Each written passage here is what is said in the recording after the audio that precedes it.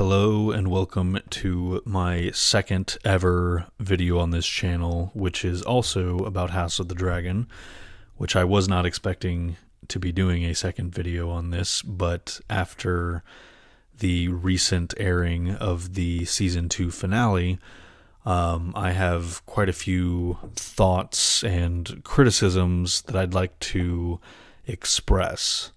The main one being how I felt the finale was anticlimactic, and there have already been plenty of people to voice that criticism in other places. So what I would like to do with this video that I haven't really seen done is talk about, in more spoilery detail, what it was I expected to see from the finale and why I felt that the season as a whole was doing a really good job of building to those moments, and why I feel those climactic events may suffer by being pushed to the beginning of the next season. Now, before getting into that, I do want to be clear that I am not trying to level these criticisms at any person or people specifically. I am aware that there are countless factors and discussions and budgetary concerns that undoubtedly go into the creative decisions made behind the scenes. And I'm not trying to pretend that me sitting at home watching this show can simply say that things should have happened, the way that I wanted them to happen, and not have to take into account, all of the things that the creative forces behind the show have to account for. So yeah, I'm not trying to criticize any real person specifically. I am more so wanting to voice what my expectations from the show were and why at this point in time I feel disappointed that those expectations weren't at least somewhat met. And of course, I'm sure it goes without saying that if I'm going to be talking about events that I expected to see but were actually pushed back, hopefully it's clear that if you are not already familiar with the events that have yet to be adapted on screen, if you are not already familiar with those things and you do not want to have those spoiled, please do not continue on with this video. So with that said, hopefully everybody that's still watching this already kind of knows that where the Season 2 finale ended was right on the cusp of two very big moments in this story, and both of which I was expecting to see on the night the finale aired, right up until the credits started rolling.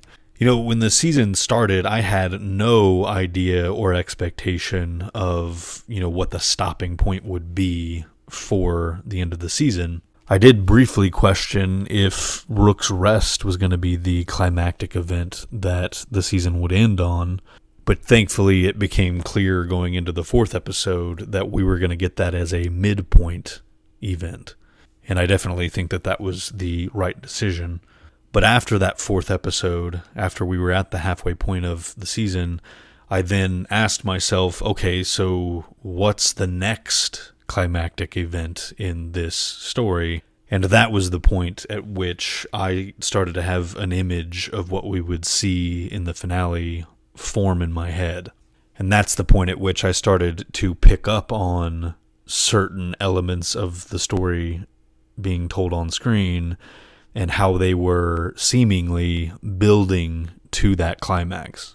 More specifically, the arc of Jacaerys and him, getting more and more frustrated with his mother sidelining him, followed by his frustration over the dragon seeds, as well as the younger sons of Rhaenyra being sent to Pentos, and the more subtle ways that the show kept, reminding the audience of that without making it super obvious that that was going to be a very important thing.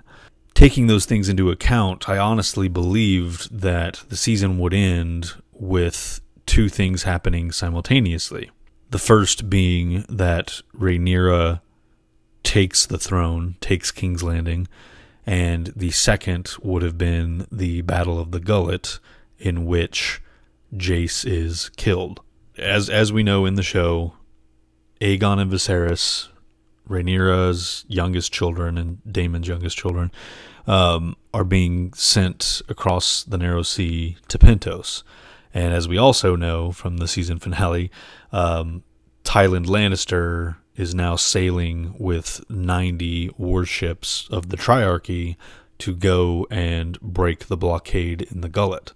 What is about to happen next in the story is that the ship headed for Pentos runs straight into that fleet from the Triarchy.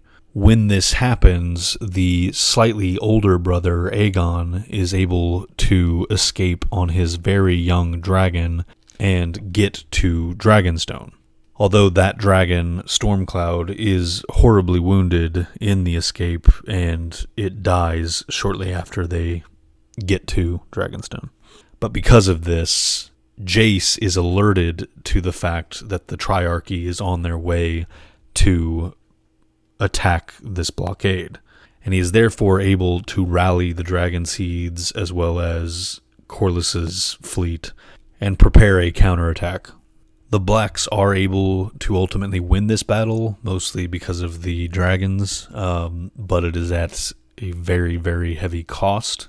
I think Corlys loses about a third of his fleet, if I remember correctly. But more importantly, the ship that took the young Viserys disappears, and nobody knows what happened to it. They don't know if Viserys died at sea or if he was captured, and yeah, it's kind of a mystery from that point. But also, Jace and his dragon are brought down into the sea and killed.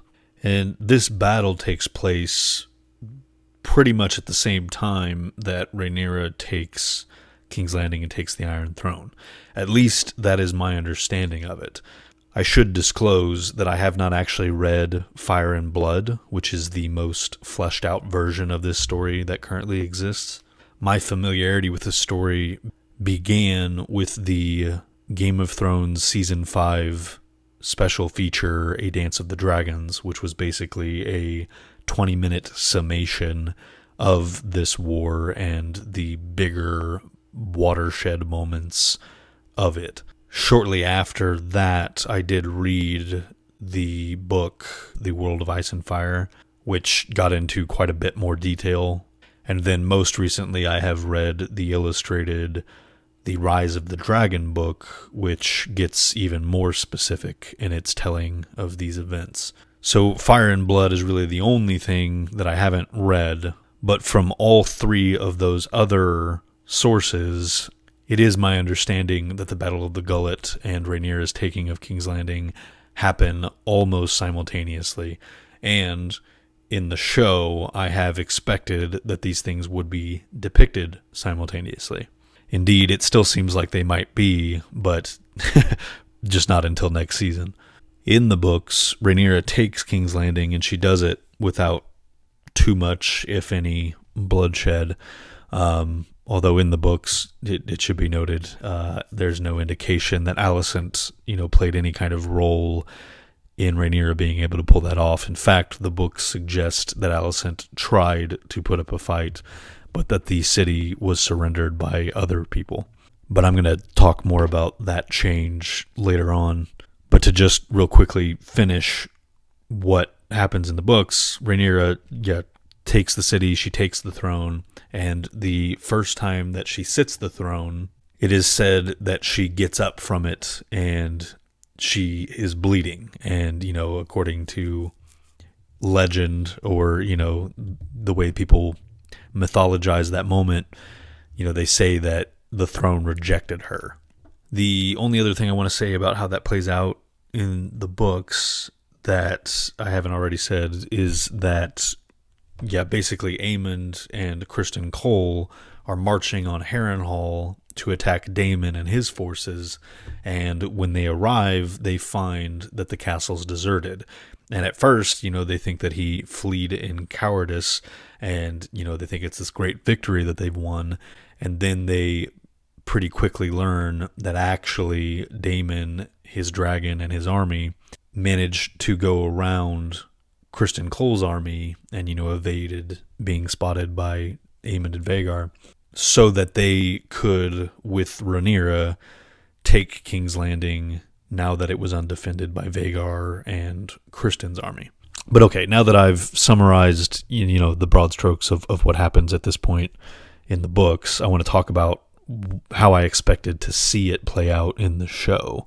So because of Jace's arc and, the relationship with his mother as it's been shown throughout this season, I expected that Rhaenyra, planning on making her move, was going to refuse to let Jace come along. Jace would have once again been sidelined by his mother in this critical moment, and that would be why he is present when young Aegon arrives on the fatally wounded Stormcloud and informs him of the Triarchy's impending attack. And of course, Jace would see this as his moment to act, to do something vitally important. And so, yeah, I expected to see him rally the dragon seeds on their dragons and, lead them into the battle against the Triarchy. This, of course, would lead to his tragic death, and Rhaenyra, after having just taken the city and having this very brief moment of victory, would then receive that news that she has lost another son. Another 2 sons, if you include Viserys, who, again, was captured and whose fate is unknown at this stage. And in my head, that would have been the final shot of the season, is she would finally sit the Iron Throne, but she would grip it so hard in her grief and her anger that it would draw blood. And that would be, the image that we end on for the season. And in my opinion, that really would be such a perfect climax to the season. Not to mention, it perfectly parallels the end of last season where she lost her other son. And potentially, if they end season 3, where I kind of expect them to end it, it would basically parallel the end of season 3 as well when she loses another son. It would kind of establish this pattern that, the deeper she goes into this war, the more and more she loses, and every victory comes with a cost that is ultimately not worth it. I don't think we needed to go any further with Rhaenyra's arc this season than where that ends, where she finds Sheepstealer. I don't think we needed to see more of that. However, if we had gotten an additional scene where she arrives on Dragonstone after the end of the Battle of the Gullet, if she arrived on Dragonstone triumphant from having finally claimed a dragon, only to find out that Jace is dead, and also that the 2 children who she was supposed to be accompanying and protecting across the sea to Pentos, for her to arrive and find out because she neglected to do that, she wasn't there when this horrible thing happened. And, obviously there probably isn't much she could have done if she had been there, but, the idea that guilt is going to weigh on her and, that's going to take away from this triumphant moment of her fulfilling this lifelong wish of claiming a dragon. I think that would have been a great end to her season arc. Now, the last thing that I would have liked to see, but I didn't necessarily expect to see, because this is maybe a little bit more out there as far as, it's more of a fan theory than it is, something that I actually definitively think will be depicted in some form. But okay, so I am convinced that Criston Cole is the actual father of Jacaerys. The reason that I am fairly convinced of that, or I should say reasons, the first one being that, in my opinion, the actor they cast to play Jace has a pretty decent resemblance to the actor that plays Criston Cole. The next reason being that if you consider his age, Jace's age, I should say, when we have the biggest time jump in season 1, it jumps ahead about 10 years, and we see Jace is not too much younger than 10 years old. It's heavily suggested that Harwin Strong is the father of not only the next 2 children of Rhaenyra's, but also Jace. Although it is worth noting that Rhaenyra never confirms that to Jace.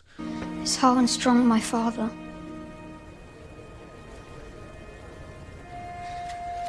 Am I a bastard? You are a Targaryen. That's all that matters. But if Harwin Strong was Jacaerys' father, that would have to mean that she slept with him very quickly after marrying Laenor. And yet it's suggested by Rhaenyra to Daemon at Laena's funeral that they did try multiple times to conceive a child between the two of them before they ultimately gave up. We did try to conceive a child. We performed our duty as best we could, but to no avail. And this gives me the impression that she would not have slept with Harwin Strong until at least a couple years into their marriage. And yet that doesn't coincide with Jacaerys' birth.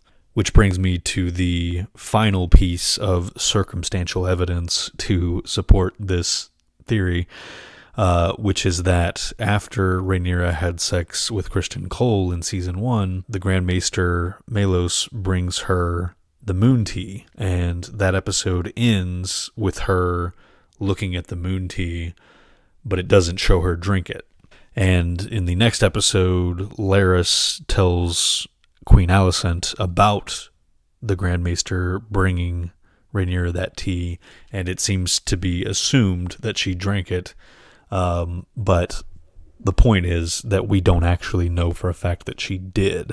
And so yeah, all of that, and then just the tragic poetic irony that I feel it would add to the story if Criston Cole, started this whole thing not realizing that he was essentially stealing the throne from his own son and, ultimately gets him killed.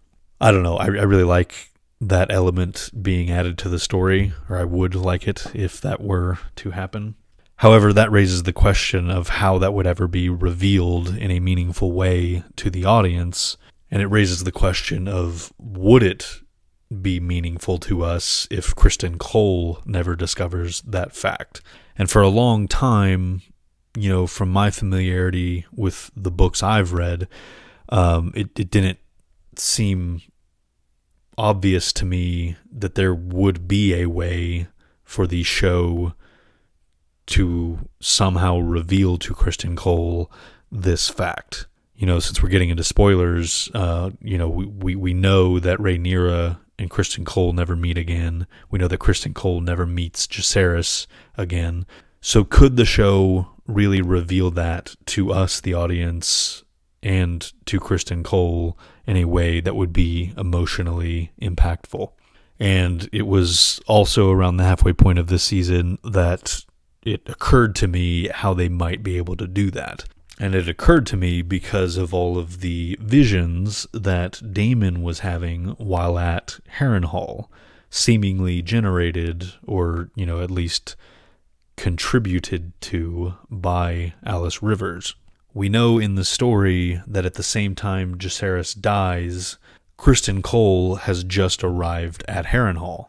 And so it occurred to me about a month ago that where Kristen Cole's story might end this season is at the same time or shortly after Jacaerys has died, he learns through one of these types of visions that truth, that Jacaerys was his son, and that because of the events that he himself set in motion, he has now been killed. And this, of course, would add to the disillusionment that we already saw Kristen Cole feeling due to this war. And since we know that it's not too long after that point in the story that Kristen Cole will be killed, it adds an element to that. I don't know how they're going to depict his death, the battle in which he dies. I don't know how they're going to depict that in the show, but if he just has this sense of defeat already and is just, so detached from any desire to go on living, I don't know. I think that would be a great way to end his story too. Now, to be clear, I never expected to see Kristen Cole die this season. I always figured that would be something that we see in season 3. But yeah, I think if we were to see Kristen Cole learn that truth at the end of this season, have that be Kristen Cole's final story beat of season 2, I think that would have been perfect. And, that would have been a good way to reveal it to us, just as we saw Jacaerys die. But okay, now that we've talked about a lot of the things that I either expected to see or hoped to see in some form, but that we didn't end up seeing, I would now like to talk about what we actually did see and some of the criticisms that I have about those things. And I think I want to start with Alicent's visit to Rhaenyra and her being the one to set in motion Rhaenyra's eventual taking of King's Landing. So there are a few reasons that I really didn't love this. I think the first one I'll talk about is the way that I kind of pictured that moment happening in the show was similar to how Tywin shows up at the Battle of the Blackwater in season 2 of Game of Thrones.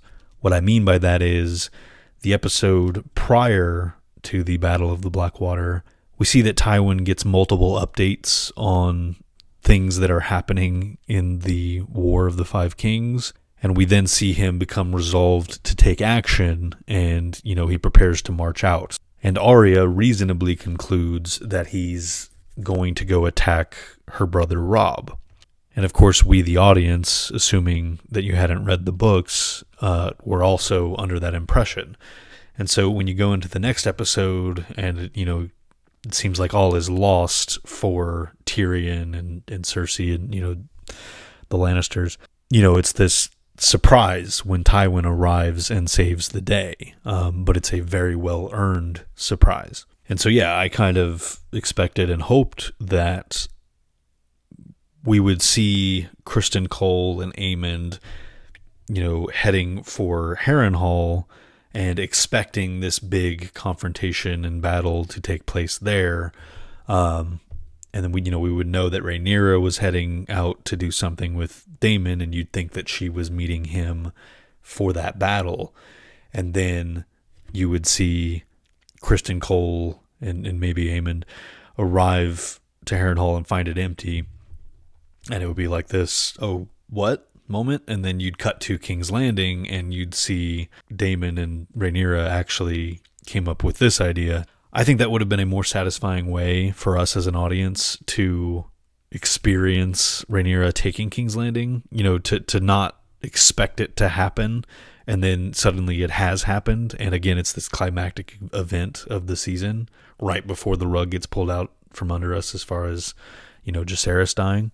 But instead of doing something like that, they have Alicent bring this plan to Rhaenyra, and we don't even get to see it executed until the start of season 3, which, is probably at least 2 years away. So we'll have all this time to sit with the expectation that we're going to see that play out, and, we will.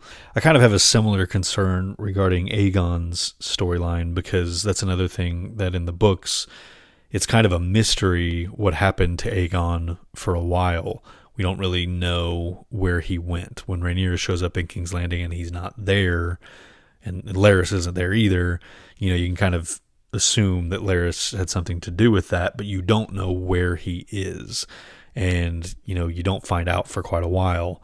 And my concern is that we're going to continue to follow Aegon and Larys, and we're not going to have that same surprise reveal later on that we could have. Now, I'm a bit more conflicted on that one because I really like what the actor's doing with Aegon.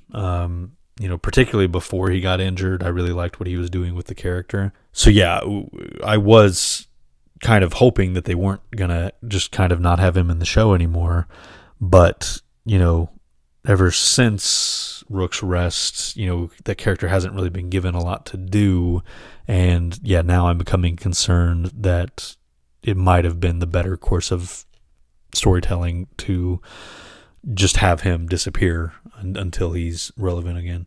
Anyways, getting back to the King's Landing thing, the other reason that I really don't like Alicent being the one to come to Rhaenyra and suggest this is because it's kind of the culmination of what I don't love the show doing with Alicent's character. So in the books, Alicent is depicted as a just pretty basic villain. Basically just seems like she's out for power and she wants her son to rule, and that's why she plots to usurp the throne from Rhaenyra. In season 1, I was very, very happy to find that the show's version of Alicent was much more fleshed out and nuanced. And while the first 5 episodes of the show go out of their way to show you why Alicent comes to resent Rhaenyra and why she comes to lose all trust in Rhaenyra, which after her father's warning, either you prepare Aegon to rule or you cleave to Rhaenyra and pray for her mercy, makes her feel compelled to push for Aegon becoming king. In her mind, at that stage of the story, she really does feel that she needs to do that for the safety of her children. While at the same time, she is very nasty towards Rhaenyra after those 10 years pass, but for reasons that we can absolutely understand. And so episodes 6 and 7 of season 1, I really loved the show's depiction of Alicent. She was more or less the character from the books, but we really understood why she was that way. We could really understand the decisions she was making and why she felt the need to make them. But where that really started to not be the case anymore was at the end of the 8th episode, when the show introduces this element that's not present in the books, that Alicent misunderstood Viserys' dying words, and therefore what she does after that is based on a misunderstanding instead of an actual decision that she makes based on her judgment and her feelings of Rhaenyra and what Rhaenyra would do as ruler. And so instead of her being culpable in the plot to usurp Rhaenyra, knowing that that isn't what Viserys would have wanted, instead of doing that, they have her kind of just decide at the last minute that she wants to put Aegon on the throne, and then she finds out about this plan that other council members, including her father, have had for a while, and that surely would have taken place without her involvement anyways. And therefore she doesn't actually play a significant role in the decision to crown Aegon. So to back up for a second, after the 7th episode of season 1, which was Driftmark, where her and Rhaenyra get in that confrontation at Laena's funeral, that episode ends with her and Otto being more or less on the same page about what needs to happen by the time Viserys dies. And that is more or less where her character was at this point in the books. And in the books, Alicent's arc, as I read it, is that she makes this decision to usurp the throne from Rhaenyra and give it to her son. And that decision and the war that it causes results in her losing every single person that she has ever cared about. Every single person she loves, all of her children, her father, her brother, her allies. Every single one of them dies in this war, and she outlives all of them. And she sees the end of the war, and this war that she started, that she definitely played a huge role, one of the biggest roles in starting, it takes everything from her. And she gets to see the consequences of that all the way through to the end. And it's not until well after the war that she finally gets the release of death. I think that that's a kick-ass story, and, adding the sympathetic reasons for why she became who she was and why she plotted the things that she plotted, I think that was a genius move on the show's part, and again would add to the tragedy of that arc.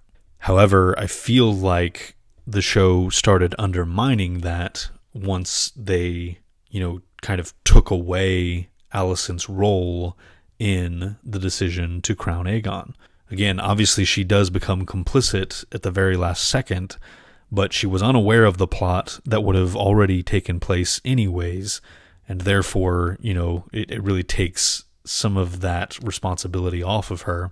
And she does it for a reason that, is that she misunderstood what her husband said.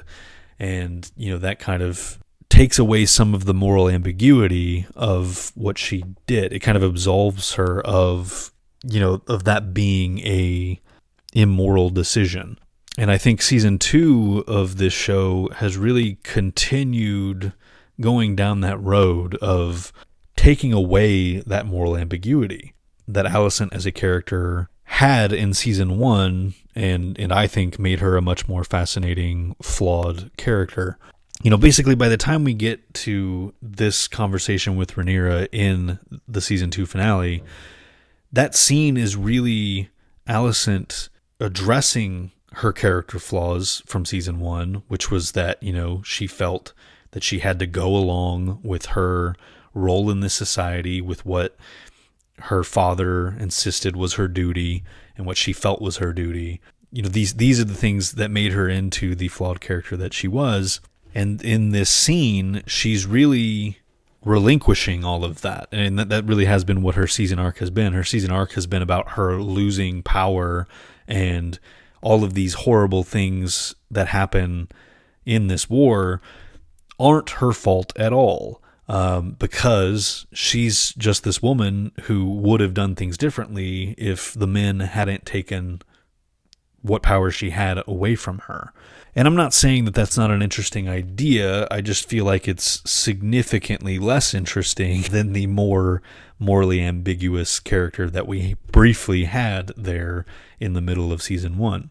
And now all of the losses that she will endure, none of it will really be her fault anymore. It will be because other characters took her agency away from her and caused these things to happen to her. And yeah, I find that a lot less interesting. Along these same lines, I am a bit concerned that they're taking away some of the moral ambiguity of Daemon, or rather, I'm worried that they are about to start doing that. So far, they've done a pretty good job of keeping him as a morally gray character, but the fact that they've written out the character of Nettles has me concerned that now that the show version of Daemon has reconciled with Rhaenyra, and that he's had this, futuristic vision of things to come and the importance of him fulfilling his destiny, all of that has me concerned that from this point on, Daemon's going to be a very altruistic character. Again, them writing out Nettles, to me, it seems like the only reason they would want to do that is because they don't want Daemon to have an affair on Rhaenyra. But I don't know. I may be getting ahead of the show there by feeling that way. The last thing I have on my list that I wanted to talk about in regards to what we saw in the finale and my criticism of it based on where the episode ended is the Triarchy plot of this episode. As I was watching the episode, I kept wondering what the hell the point of those scenes were. Part of that is because I know that after the Triarchy's role in the Battle of the Gullet, they basically are no longer relevant. They basically come into the story for this one battle, and because only like 28 of their ships, survived the battle, and I think most of those were Triarchy, if I remember right, it basically causes all of this infighting within the Triarchy, and they are therefore no longer part of this conflict. So because I knew all of that, and I basically expected to see the Battle of the Gullet at the end of this episode, basically I anticipated that the Triarchy were only going to be relevant for this one episode.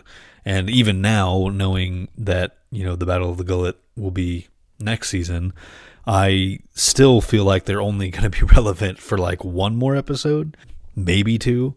So with all of that in my mind, I'm like, why are we spending so much time on what is ultimately not that relevant of a thing to this broader story? The only thing I could think of as I was watching the episode was that, it was the storyteller's way of trying to get us to regard this Triarchy element of the story as just silly and non-threatening until the end of the episode where, oh crap, they come across Rhaenyra's youngest sons and then kill Jace. Of course, when the episode ended and neither of those things happened, it definitely reinforced what I felt was the pointlessness of how much time we spent getting to know, I mean, really just that one admiral, I guess, but how much time we spent with the Triarchy. Now, some have said that they really enjoy the comical element that subplot brought to the episode, and I can appreciate that. Unfortunately, that didn't really land for me, and I think part of the reason for that was honestly due to my confusion of that character and how we were supposed to be perceiving them and how we were supposed to be perceiving Tyland's perception of them. Yeah, so I should elaborate. So basically, I am very vaguely familiar with the actress that plays that admiral, and I am aware that she identifies as a woman but was born male. And so when that character is being introduced and, one of the leaders of the Triarchy refers to the admiral with he, him pronouns repeatedly, like several times in that scene. The commander of our fleet must agree to go with you. His name is Lohar. The sailors are fiercely loyal to him. If he does not lead them, they will not fight. She shows up and she just looks like a woman. Like I perceived what I was seeing as a woman on screen. Other than, it seems like she's speaking with an intentionally deep voice. And then, so basically I just wasn't clear on like, okay, so is this character supposed to be a male that is just very feminine? Because I know that that's a thing from the books that in this culture, that there are men that, dress in women's clothes and all that. So I'm like, okay, so is this character a man, but, just presents himself very femininely?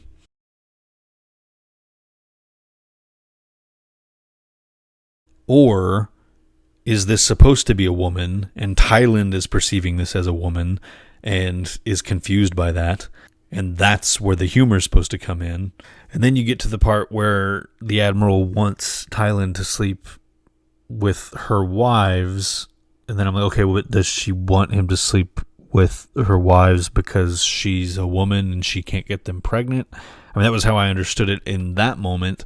But yeah, I was just too confused by all of it to really understand what was supposed to be funny about it, I guess. And then the behind the scenes, that they showed after the episode was over, they refer to the admiral as she. So I'm like, okay, that kind of clears that up, except I really don't understand why that Triarchy person was calling them he and him and his and all that. I don't know. I think if maybe when, you could have kept everything the same, but when Tylan actually comes face to face with her for the first time and he, expresses his confusion and says something along the lines of, "But you're a woman." Yeah, and then, maybe they laugh at him or, who knows? You could have them say whatever in response to that.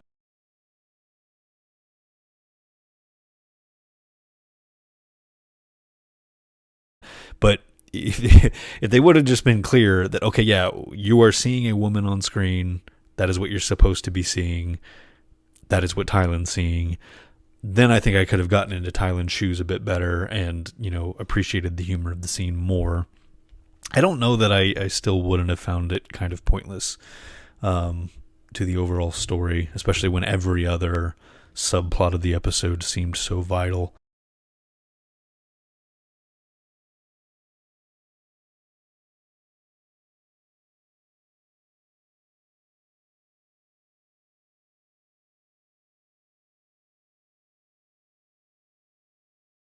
That does also remind me of another thing I didn't love from earlier in the season, which was the kiss between Rhaenyra and Mysaria. I didn't love it in the moment, but I also kind of appreciated the idea of, Rhaenyra was just talking about how her and Daemon were like two halves of the same person, and obviously Mysaria is Daemon's ex-lover. So, I could appreciate it on that level. Where I started to have more issues with it is when I found out it wasn't even scripted. And, my understanding is that the actress portraying Rhaenyra is the one that pushed for that. And I just feel like that's born out of the thing that a lot of people were talking about from season 1, where, people were saying that they felt like there was some sexual tension or some romantic level of feelings between Rhaenyra and Alicent as young girls. And, I don't think there's anything wrong with people, wanting to have that interpretation, but I also think that you don't need that in there. Like, I think it's okay for the story to be about two very close friends who were driven apart by these events and these choices that they each made. I don't think anything interesting is added by adding a romantic spin to that relationship. And before I get accused of criticizing that because it's not, a heterosexual relationship, I have to say that I had a very, very similar issue to the Jaime and Brienne relationship in the original Game of Thrones series. At no point before they hooked up in the final season did I ever feel like their relationship was meant to be romantic. I 100% bought that those characters loved each other, but I did not believe it to be romantic or sexual in nature for either of them. And I did not feel like anything was added to that relationship by taking it to that place. And in fact, quite the opposite. Now, I have not read the Song of Ice and Fire books, and so I don't know if the relationship between Jaime and Brienne in the books is suggested to be romantic in nature, or if, that's the direction that's headed. If that is the case in the books, then I would simply hope that that's better established.